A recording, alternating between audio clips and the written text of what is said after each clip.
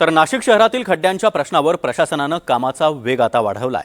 शहर 8 दिवसात खड्डेमुक्त करण्याचं आश्वासन कुंभमंत्री गिरीश महाजन यांनी दिलंय आणि त्यानंतर आज पावसानं देखील विश्रांती घेतली आहे। त्यामुळे खड्डे बुजवण्याच्या कामाला गती मिळाली आहे। महापौर हिमगौरी आडके या स्वतः अधिकाऱ्यांसोबत शहरातील अनेक भागांची पाहणी करत कामांचा आढावा घेत आहेत।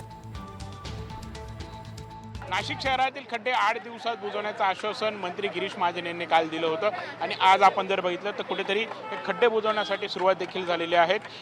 आता जर आपण बघितलं तर गंगापूर रोड परिसरामध्ये मी सध्या आहेत आणि या संपूर्ण कामांवरती स्वतः महापौर हिमगौरी आडके या लक्ष ठेवून आहेत। विविध प्रभागांमध्ये करतात ते पाहणी देखील करतायत, कामांचा देखील दर्जा काय आहेत याचा देखील त्यांच्याकडून आढावा घेतला जातोय। ताई, तुम्ही पाहणी करत आहात, कशा प्रकारे खड्डे संपूर्ण बुजवले जात आहेत?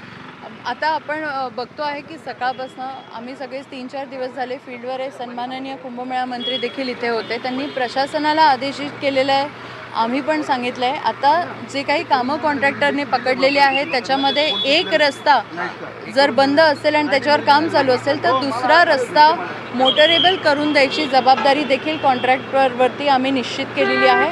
त्याच पद्धतीने जे मेंटेनन्सचे कामं आहेत ती आपण आता दिलेली आहेत आणि त्यासाठीचं जे काही टेंडरिंग असेल किंवा टेंडर ओपन केलेले नव्हते ते मागच्या आठवड्यात ओपन केलेले आहेत। लोकल कॉन्ट्रॅक्टरांचे जे काही इश्यूज होते ते सन्माननीय मंत्री महोदयांनी रिझॉल्व्ह केलेले आहेत आणि आता आपण पाहताय की युद्ध पातळीवरती 6 विभागांमध्ये आपण खड्डे बुजवण्याचं काम हे प्रवाहित केलेलं आहे। स्थानिक नगरसेवक रस्त्यावर आहेत, प्रशासन देखील उपलब्ध आहे। 6 ठिकाणी आपण असं करतो आहे। 2 गोष्टी आहेत की आपण कोल्ड मिक्स वापरलेलं आहे आणि मिलिंग मटेरियल वापरतो आहे। जिथे जिथे मोठे मोठे खड्डे आहेत तिथे आपण आधी ते मिलिंग मटेरियल वापरून क्लोज करतो आहे आणि जिथे लहान तिथल्या तिथे खड्डा असेल तो आपण कोल्ड मिक्सने क्लोज करतो आहे। याचं कारण असं आहे की आपल्याला मोटरेबल रस्ता करणं हे क्रमप्राप्त आहे। आपण बघताय की जिथे हेवी लोड ट्रॅफिक असेल, जसं MIDC आपण कार्बन नाक्याला काही वेळापूर्वी मी होते आणि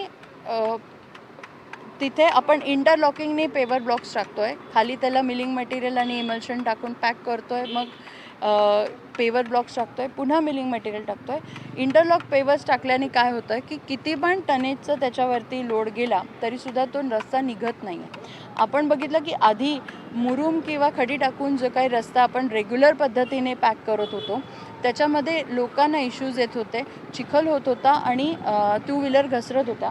पण आता मात्र मिलिंग मटेरियल टाकल्यानंतर आणि कोल्ड मिक्स टाकल्यानंतर हे असं होणार नाही आणि गाड्या घसरणार नाही आहेत। महापौर असतील, आमदार असतील, लक्ष ठेवून आहे। कॅमेरा कीपर प्रांजल कुलकर्णी, NDTV मराठी, नाशिक।